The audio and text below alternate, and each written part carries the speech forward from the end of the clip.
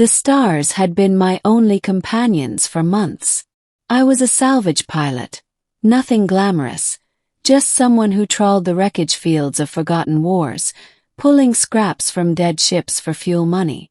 My freighter, the Wandering Star, was barely held together with patches of plating and stubborn optimism. Life was quiet, predictable, and lonely. Lonely enough that when the radio crackled with the faint voice of a rescue beacon one night, I almost didn't believe it. Distress signals weren't unusual, but the voice on this one was melodic, firm, and undeniably alive. Unidentified vessel. This is the Imperial frigate Serenia. We are downed, requesting aid. 2 survivors on board. I hesitated, my hand hovering over the comms. Imperial. That word usually meant trouble. The Imperials weren't known for mercy, and certainly not for thanking scavengers like me. But my charts showed the wreckage drifting near uncharted space, way off the patrol routes. Something tugged at me. Maybe the loneliness, maybe curiosity. Either way I set course. Arrival. The wreck was beautiful in its destruction. Half a ship torn open to the void, glowing plasma trails bleeding into nothingness. My scanners confirmed 2 life signs clinging on in a sealed chamber. I locked on and cut my engines, sliding toward the hull. The airlock hissed when I cut through, and I stepped inside with my patched-up vac suit, blaster at the ready. What I wasn't ready for were the survivors themselves. 2 women stood in the dim emergency light, identical, statuesque, with pale silver skin that shimmered faintly, as though stars themselves had been woven into their flesh. Their eyes were sharp, violet like burning gems, and their armor, though cracked and dented, was regal. Twins. Alien sisters. You are not Imperial, one said, her voice calm but suspicious. I'm nobody, I replied. Just a salvager. Thought I'd help. The second tilted her head, assessing me. Help for a price. Shrugged. Not everything's about credits. Besides, it gets lonely out here. I don't know why I added it, but the words slipped out before I could stop myself. Maybe it was nerves, maybe the shimmer in their eyes. Anyway, I muttered. I'm single, so no one's gonna miss me if I don't come back. Joke. Stupid joke. The twins looked at each other, then back at me. Something passed between them, an unspoken decision. You will take us with you, the first said, almost like a command. You belong to us now, the second added, as though it were a fact, not a suggestion. I laughed. Wait, what? But neither of them was laughing. Claim. Their names were Kaelin and Saris, daughters of the Imperial High Matriarch, warriors trained since birth. Their ship had been ambushed, their fleet scattered, and now they were stranded with only me to drag them back from the brink of death. On my freighter, they moved like predators in a cage too small for them. Kaelin was the sharper one, direct, commanding, always watching. Saris had a gentler edge, but her eyes carried the same unrelenting fire, and both seemed fixated on me. You spoke of your singleness, Kaelin reminded me one evening, when I caught her studying me as I worked on the NAV console. It was a joke, I said quickly. Your words are binding among our kind, Saris whispered, leaning close enough that I could see the faint shimmer of starlight across her skin.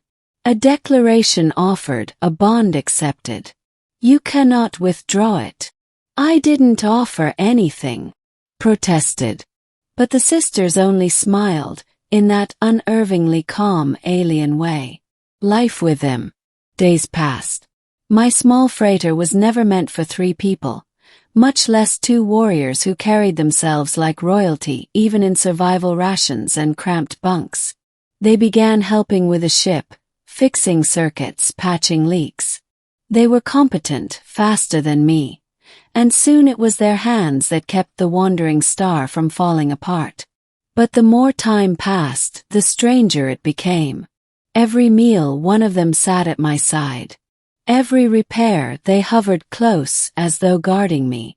At night, their voices carried through the thin metal walls of the freighter, arguing sometimes in their own language, sometimes in mine. Arguing about me. I claimed him first. No, I heard the bond in his voice. He belongs to me. He belongs to us. I'd bury my head in my pillow and groan. What had I gotten myself into? Choice. Weeks later, trouble found us. A pirate gang caught our trail in the drift. A dozen ships hunting easy prey. My freighter had no weapons strong enough to face them.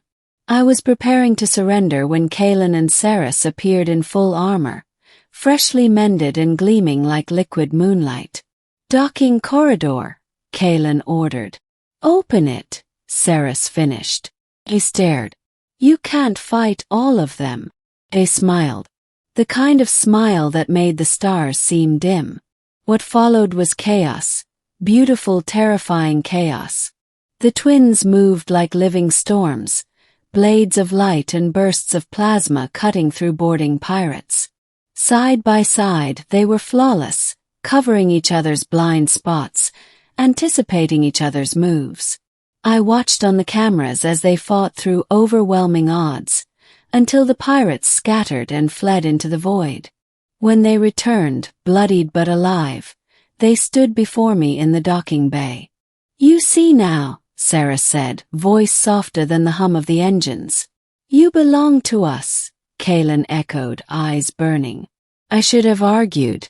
Should have told them I was just a salvager, that they'd mistaken a joke for a vow. Instead, I just looked at them. Two warriors who had fought and bled to protect me, who had chosen me out of all the galaxy. My chest tightened. Maybe I didn't want to be alone anymore. Hashtag tension rising. But claiming me wasn't the same as agreeing who I belonged to. Kalen was fierce, always challenging me to spar to prove myself. Saris was gentler, teaching me fragments of their language, tracing alien constellations on the viewport glass. Both wanted me at their side, and both refused to step back. Became unbearable. One night, they confronted each other outright in the mess hall, voices sharp, eyes blazing. You would steal him from me? Kalen growled. He is not an object to steal, Saris shot back. He is a soul, and he is mine as much as yours. Their argument boiled into something dangerous. The walls rattled, the ship groaned, and I realized, if I didn't intervene, my little freighter might not survive their fury. So I did the only thing I could. Stop! Shouted. My voice cracked, but it cut through their rage. I'm not a prize. I'm just me. And if you tear each other apart over me, then I'll walk away from both of you. Silence. Heavy. Cold. Then slowly they lowered their heads. Perhaps, Kalen murmured. He is wiser than us. Perhaps, Saris agreed, though her eyes shimmered with something unreadable. Resolution. In the weeks that followed, things changed. They no longer argued, at least not in front of me. Instead, they seemed to find balance, a rhythm that included me rather than fought over me. Kalen still challenged me, but she did it with laughter now, teaching me how to wield a blade that hummed with alien energy. Sarah still whispered constellations, but sometimes Kalen joined her, their twin voices weaving a harmony that filled the silence of space. One evening, as the three of us stood in the cockpit, the stars stretching endlessly before us, Saris reached for my hand. A heartbeat later, Kalen did too. You are ours, Kalen said. But we are yours as well, Saris finished. I looked at their hands, their eyes, the unspoken promise hanging in the air. And for the first time in years, I didn't feel lonely. Hashtag epilogue. We never made it back to Imperial space. Maybe we didn't want to. Instead, we carved our own path, 3 souls bound by chance, by war, by a joke that had turned into something real. When the galaxy whispered of the silver-skinned twin warriors and the human who traveled with them, they called us mercenaries, rebels, outlaws. But in the quiet of our ship, beneath the endless stars, I knew the truth. I had once joked about being single. Now I belonged to twin alien sisters who refused to let me go. And somehow I wouldn't have it any other way.